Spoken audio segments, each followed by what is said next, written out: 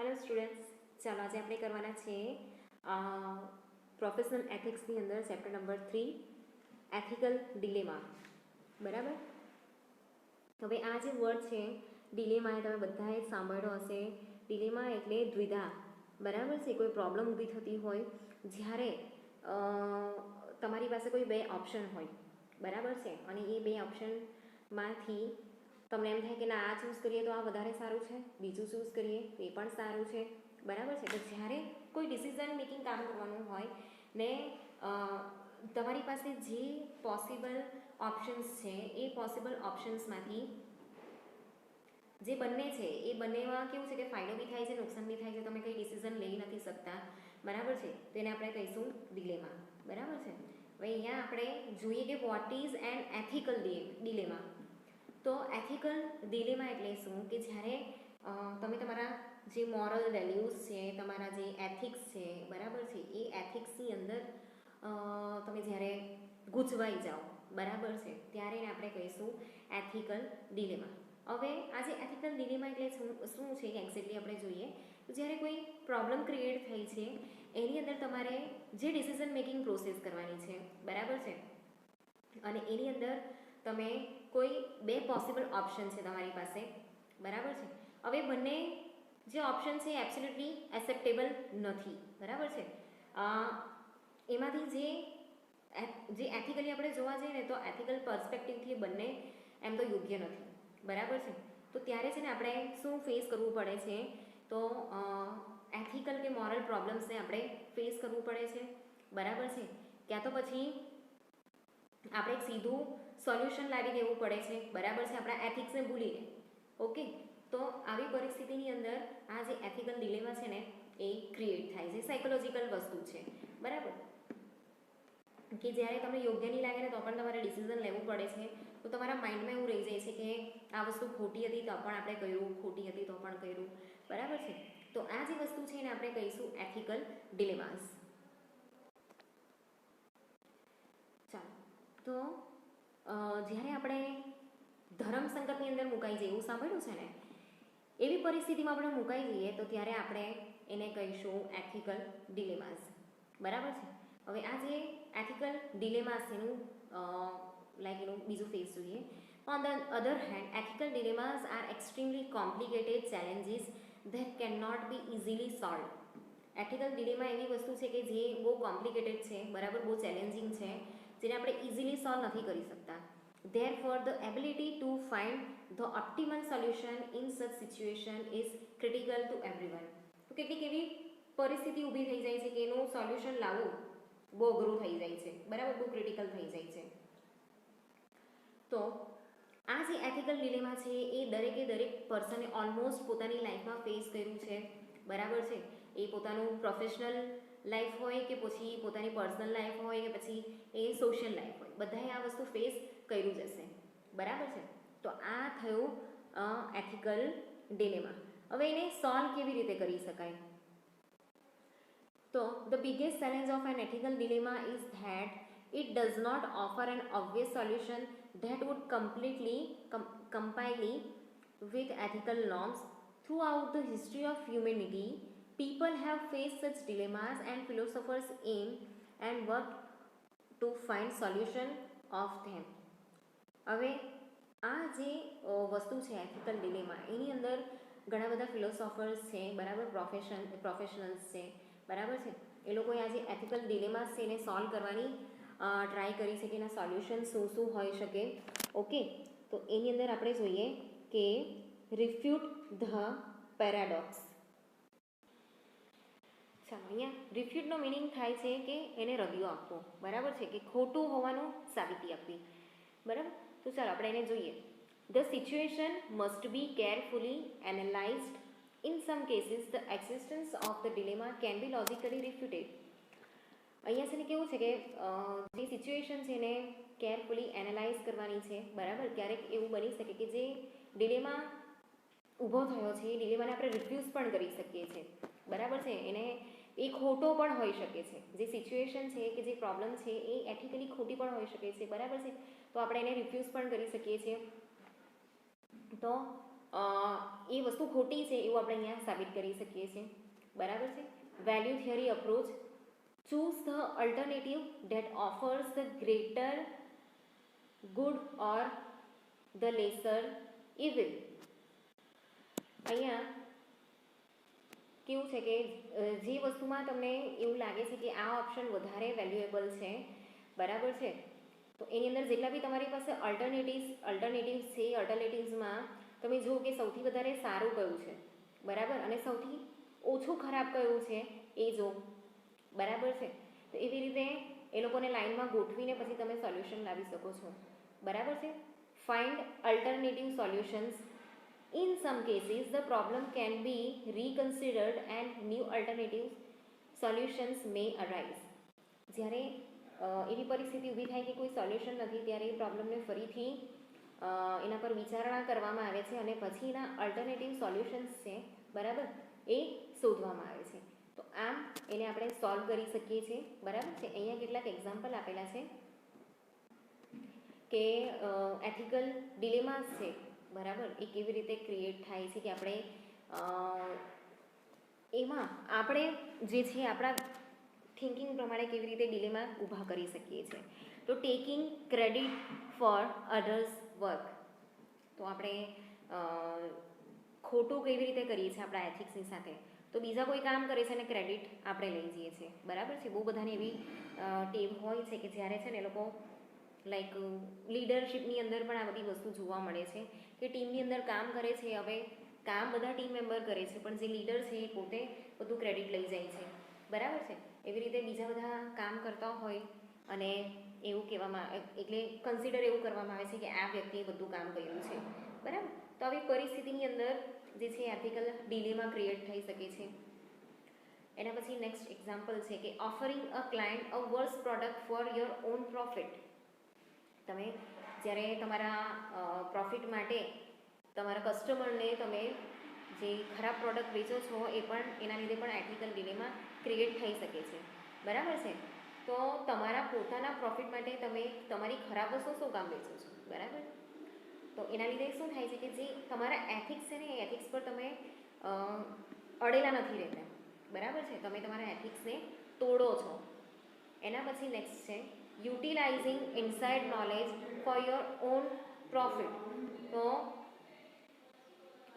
તમારા પોતાના પ્રોફિટ માટે જે બીજી બધી અંદર ચાલતી જે વસ્તુ છે તમે બીજાને કહો છો, બરાબર છે, કે પછી એને બીજી જગ્યા પર એનો યુઝ કરો છો, બરાબર, કે મને આ વસ્તુ ખબર છે, પેલી વસ્તુ ખબર છે. તો એવી રીતે પોતાના પ્રોફિટ માટે આપણે શું કરીએ છીએ કે અંદરની જે વસ્તુ છે એ આપણે બીજા બધાને કહી દઈએ છીએ, બરાબર છે. એટલે પેલી ચમચાગીરી કરીએ ને એ ટાઈપનું બિહેવિયર, તો એ પણ અહીંયા એક્સેપ્ટેબલ નથી, બરાબર છે. એથિકલી એ વસ્તુ બરાબર નથી. ચાલો હવે આપણે જોઈએ કે જે બિઝનેસ છે બિઝનેસની અંદર એથિકલ ડિલેમાસ કેવી રીતે ક્રિએટ કરી શકે.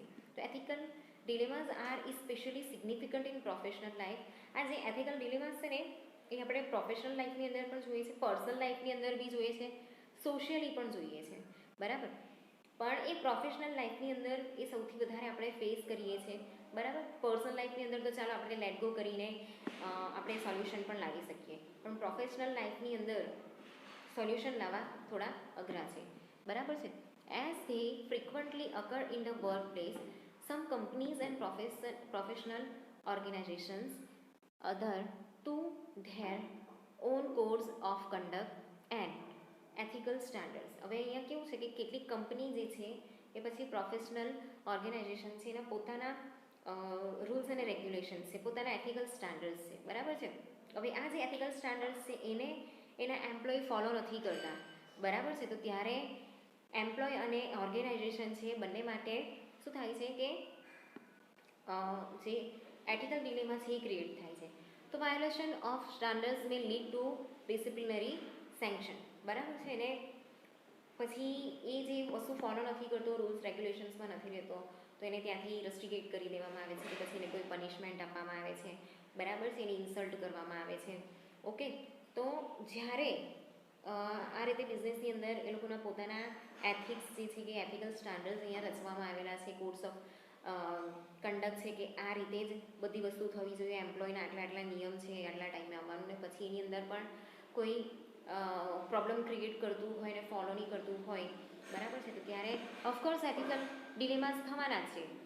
ઓકે, તો almost every aspects of business can become a possible ground for ethical dilemmas. It may include relationship with co-workers, management, client and business partners. હવે આજે એથિકલ ડિલેમાસ છે, બરાબર છે, એ એથિકલ ડિલેમા બિઝનેસની અંદર છે ને એ કશે ને કશે ઊભું થાય જ છે, બરાબર છે, એ પોસિબલી કશે ને કશે ઊભું થતું જ હોય છે, બરાબર છે.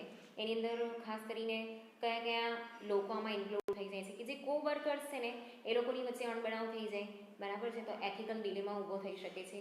પછી મેનેજમેન્ટ અને એમ્પ્લોઈઝ છે એ લોકોની વચ્ચે ઊભો થઈ શકે છે, મેનેજમેન્ટમાં પણ અંદર ઊભો થઈ શકે છે, બરાબર.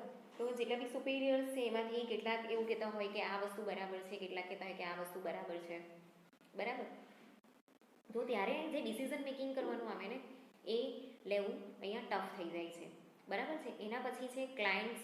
તો જે ઓર્ગેનાઇઝેશન છે કે જે ફેક્ટરી છે, જે ઇન્ડસ્ટ્રી છે, બરાબર, તો એ લોકોની પ્રોડક્ટ ખરાબ હોય તો ક્લાયન્ટની સાથે પણ એથિકલ ડિલેમા થઈ જાય. લોકો કમ્પ્લેન કરતા હોય કે તમારી પ્રોડક્ટ બરાબર નથી, બરાબર છે, ક્લાયન્ટ સેટિસ્ફાઈડ નહીં હોય, ક્લાયન્ટ વસ્તુ ખરીદવાની બંધ કરી દે, બરાબર. જે કસ્ટમર છે એ કસ્ટમર ક્યારે આપણી પ્રોડક્ટ ખરીદે કે જ્યારે એને સસ્તા ભાવે સારી વસ્તુ મળતી હોય ત્યારે, બરાબર. પછી તમે ખરાબ ક્વોલિટીની વસ્તુ એને આપો, એની પાસે વધારે પૈસા લેતા હોય તો જે કસ્ટમર છે કે જે ક્લાયન્ટ છે એ વસ્તુ એ લેવાનું વિચારે જ નહીં, બરાબર છે. એના પછી બિઝનેસ પાર્ટનર્સ. તો જે બિઝનેસ પાર્ટનર્સ છે, બરાબર છે, એ લોકોની વચ્ચે પણ આ જે એથિકલ ડિલેમાસ છે એ ક્રિએટ થઈ શકે છે.